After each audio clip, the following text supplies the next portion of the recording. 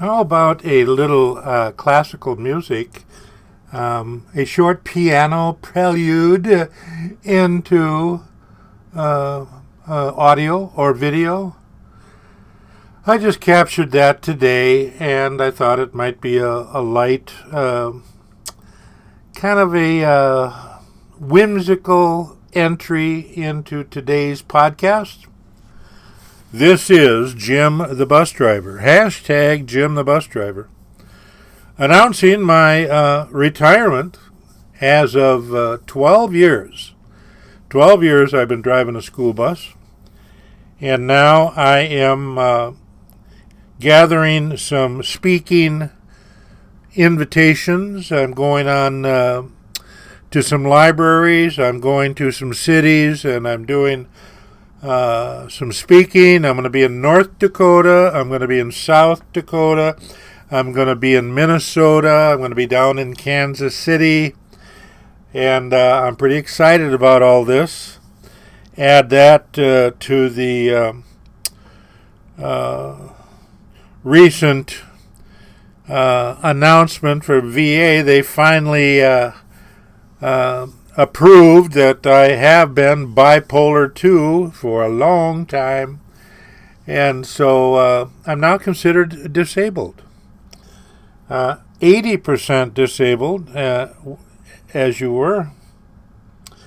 Today is a random selection of items I have written down, and I thought they were important at the time I wrote them down. ADHD and anxiety often look the same on the surface. Trouble focusing, restlessness, irritability. When does aging really shift into overdrive? A new study suggests it may be sooner than you think. Proteins in tissues. Proteins created in a factory using instructions from messenger DNA. The aorta saw the biggest changes in protein levels around the ages of 45 and 55. Nearly 1 in 4 American adults are caregivers.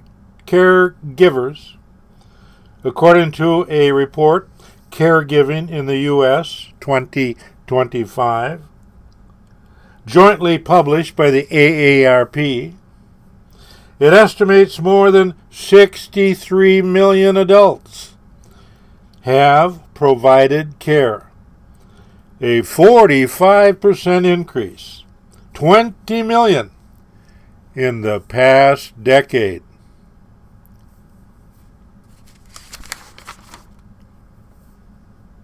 Approximately 16 million are in the sandwich generation, balancing care for both adults and children.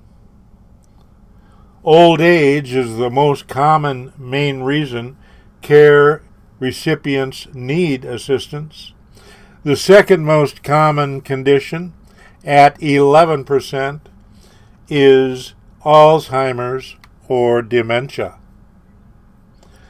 It's very isolating, very lonely to be a full-time caregiver. There can be shame, guilt, and questions about quality. The survey also found more family caregivers have had difficulty finding alternative care services since 2015. 2015.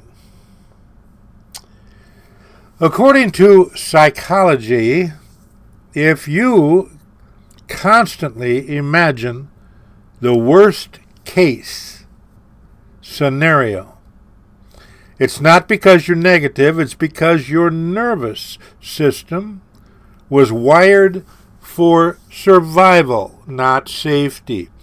Preparing for loss became your way of feeling in control. Silent treatment.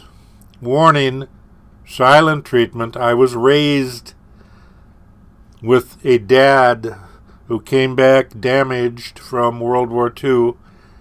I was raised with the silent treatment, the glare, the what if.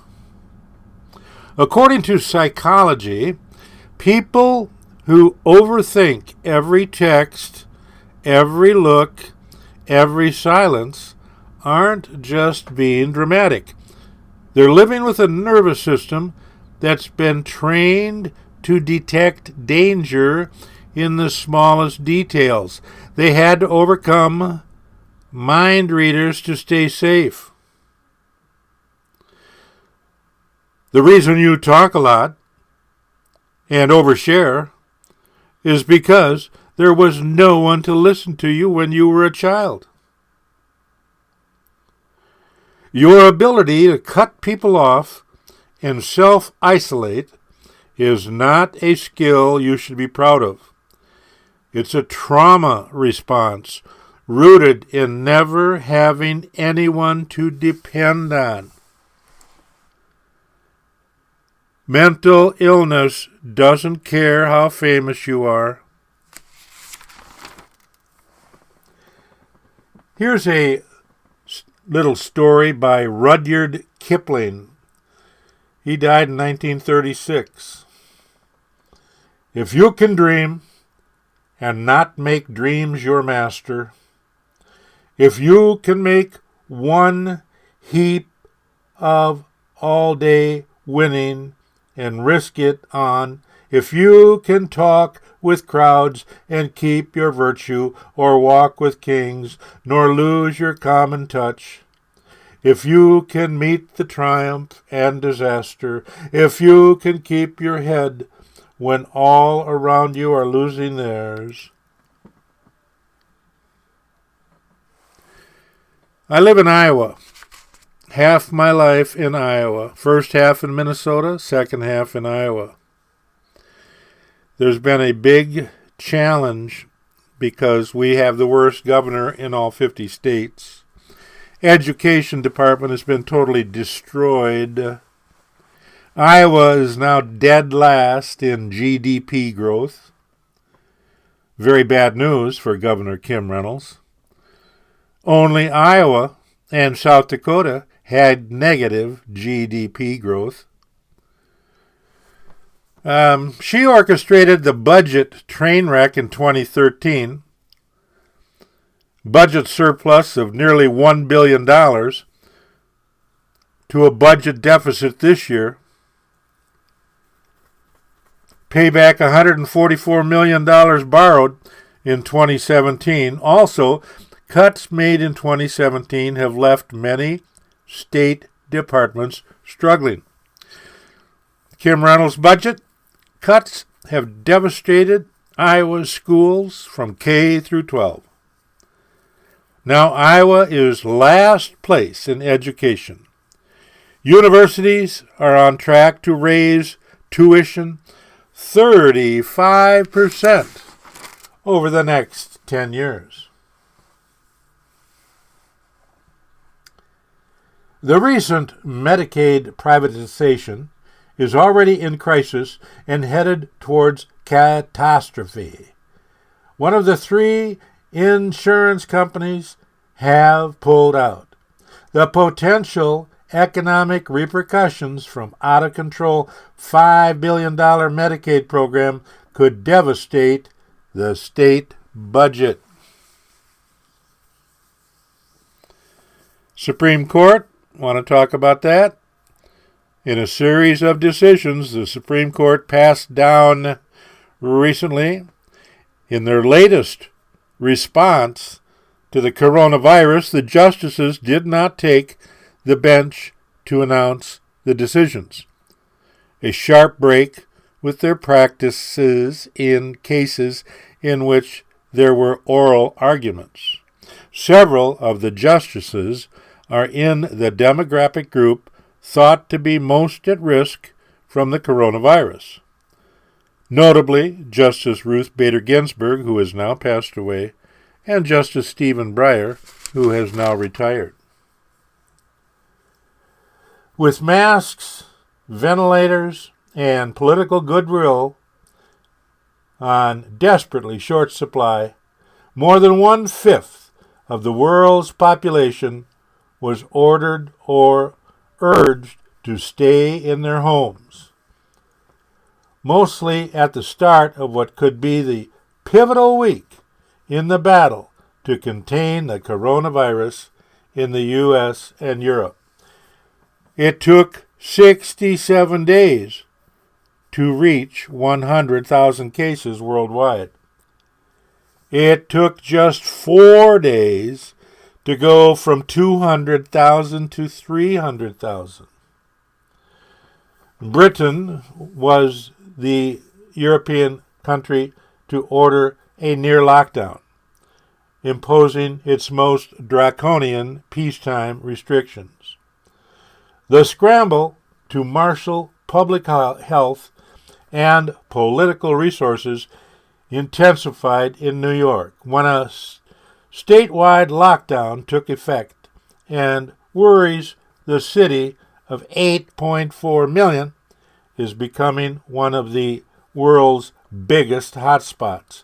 More than 12,000 people were tested positive in the city, and almost 100 have died since this report was made.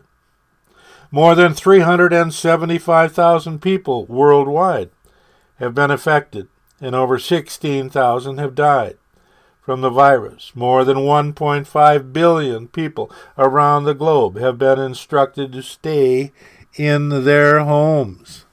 And guess what, folks? It's coming back. I'm keeping this to about 12, and my next one coming out, more random thoughts from a man who is bipolar 2.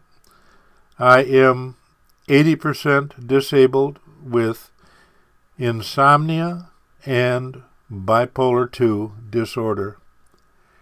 And I don't sleep worth a damn. And I got sleep apnea. And that brings on the heart disease. And that brings on everything else.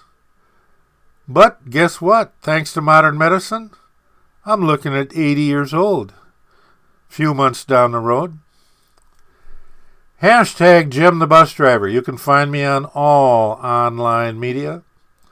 You can check out my website at www.jamesstourdal.com. Bye-bye for now.